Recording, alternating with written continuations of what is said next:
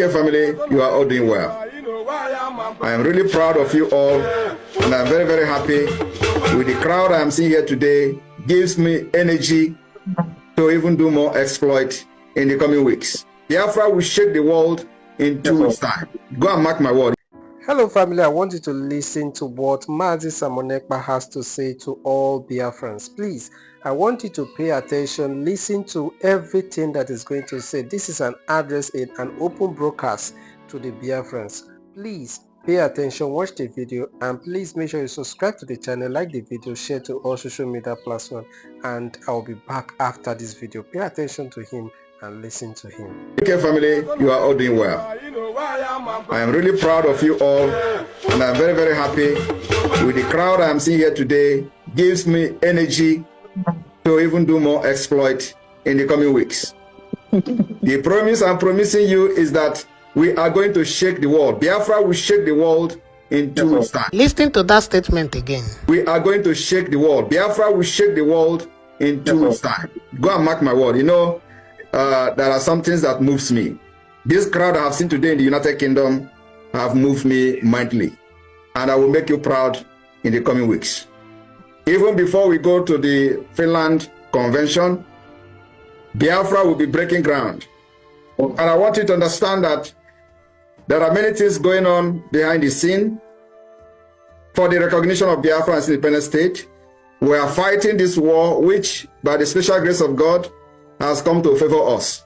Because nobody in his right or her right thinking today will look at what Nigeria is doing and what is going on in Nigeria and give a supporting hand to them. So everything that's happening today is for the best interest of Biafra, for the best interest of anybody that have any ties, any business ties with Nigeria. As you can see, we are having this gathering today and our people are gathered in the church. Why other people are killing Christians in Nigeria, Biafra government are using church to show the kind of people we are. And this is something that they are struggling to take away from us. The peace, the love for one another, the value for life, the dignity that we have from our own heritage and our history.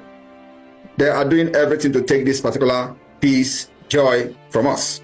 And we are going to have that duty to protect it and fight for the protection of this particular opportunity God gave us and the blessing that God gave us in our land. God did not make mistake in making sure that Biafra has everything it needs to become one of the power. Believe me, I said one of the power of this world, because the opportunity will be given whenever Biafra become an independent state. Everybody will attain to its potential, will aspire to become whatever you want to be in life without any hindrances. You will compete among nations. You will aspire to become whatever you want to become, and the government of Biafra will support you. And only that will make this world a better place, where you have more people, especially from Africa, to also be on that particular stage with the West. Biafra will be the beginning of the civilization in Africa, even though in the ages they claim that Africa have had civilization. We have had civilization, but there is no proof to it. Today, everything has disappeared because of the bad leadership, because of the Islamic fundamentalism, because of those who never cared about the development and the future of their own children and citizens. Rather, they are more interested in conquest. They are more interested in jihadist movement. They are more interested in recruiting so-called repentant Boko Haram and terrorists into their military and police to continue to further their subjugation and conquest of the land. Biafra has come to end it. It is going to be like child play. It is going to be like a joke. But this joke we are going to make to become a reality. The joke that we started since 2022, when we were dancing on social media, is no longer that joke they used to see. The joke and the small nuisance they call us on social media in 2022, here after 2 years, is no longer 2022 nuisance on social media. A lot of resources, a lot of time, a lot of sacrifice has made it possible that people in Biafra land today are bragging that nobody can come there and attack and go free. and we are just starting. We have invested in defense of Biafra, and we continue to invest. And I want every one of you to understand that when we are being faced with threat of extinction, it requires a lot of resources to make the enemy to understand that you can't come in and kill and go. And that particular message, I believe today, is very, very clear to the enemy that Biafra land is a no-go area. And that's why we are doing many things we are doing which a lot of people will never understand. It is also the same way when every nation are displaying their military might, their military capability, their defense capability, is sending message to the enemy that you cannot try us and we will deal with you. So even though we don't have aircraft, we don't have fighter jet, we don't have military tanks and all that, we have ground forces bigger than Nigeria.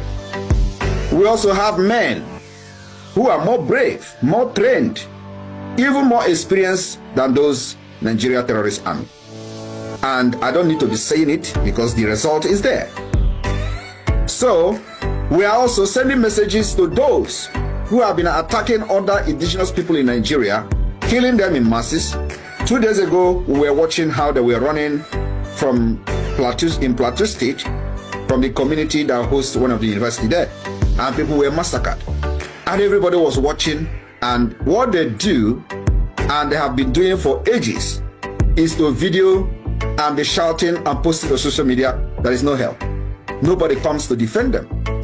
And don't forget that we, the Biafra people, were once there. We were once in their shoe. We were once seeing us being massacred, and we make videos and share. We were once being chased away from our own community and our own villages, only for us to share the video. We were once even advocating for people to always video and speak English, so that when we post it out there on social media, the world will know what is going on. We have advocated for that when we were like them. But today, we are no longer doing that.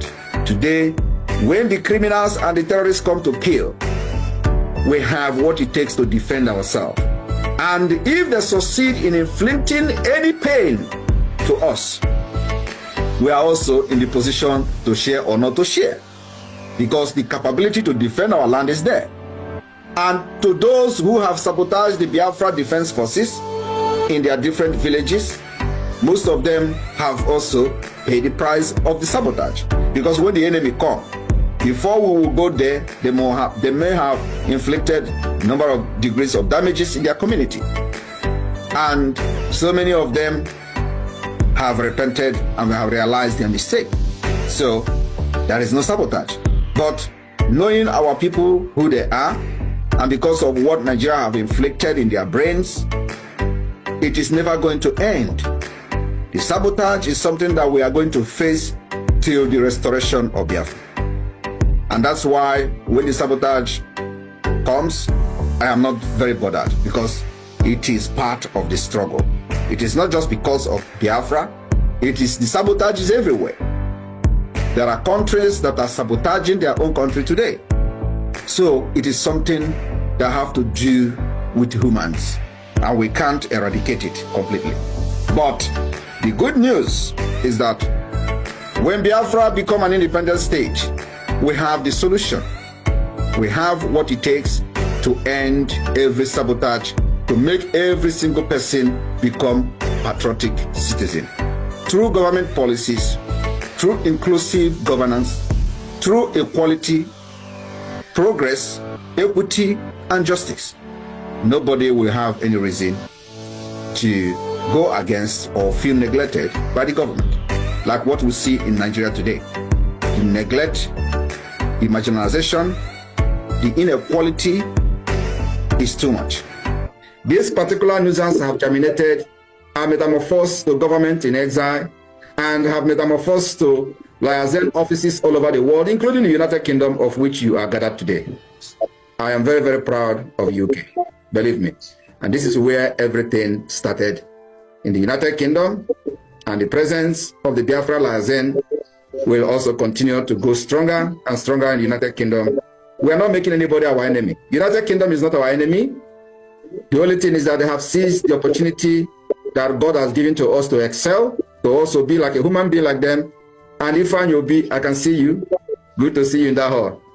Thank you all. May God bless all of you. I love you all. I believe you heard everything that 𝐒𝐻𝐵 Simon Ekpa has to say. Please, I would like to make an appeal and beg you that is watching this video to never forget to pray for the release of 𝐒𝐻𝐵 Nnamdi Kanu. Please, if you want to pray in the night, in the afternoon, anytime, as a Catholic, if you want to recite your angels, just try to put that into your prayer and pray for the release of 𝐒𝐻𝐵 Nnamdi Kanu. You all know what he is going through at this critical moment, and you all know his mission to the Biafrans. You all know the agenda. What he is doing is not for his own benefit, but for the good of his people. And that is why I encourage you, please pray for the release of 𝐒𝐻𝐵 Nnamdi Kanu. He has been going through a lot, from how they brought him to this country legally and how they are treating him.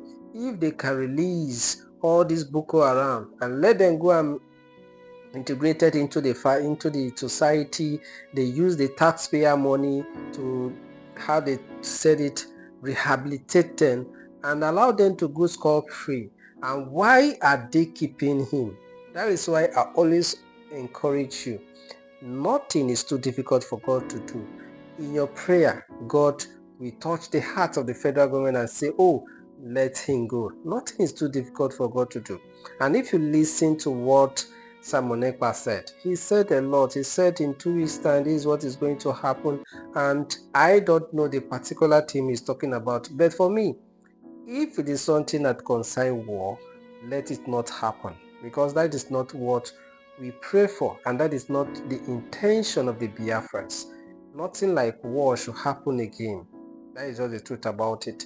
But if it is something that will come naturally with the will of God, there is no stress. Anything that God is involved will always come easily. So we encourage each and every one of us, please pray for the release of 𝐒𝐻𝐵 Nnamdi Kanu. And if it is the will of God that Biafra should come, everything, that one is sure. Nobody can stop it. And everything will be easy. Please make sure you subscribe to this channel, like the video and share.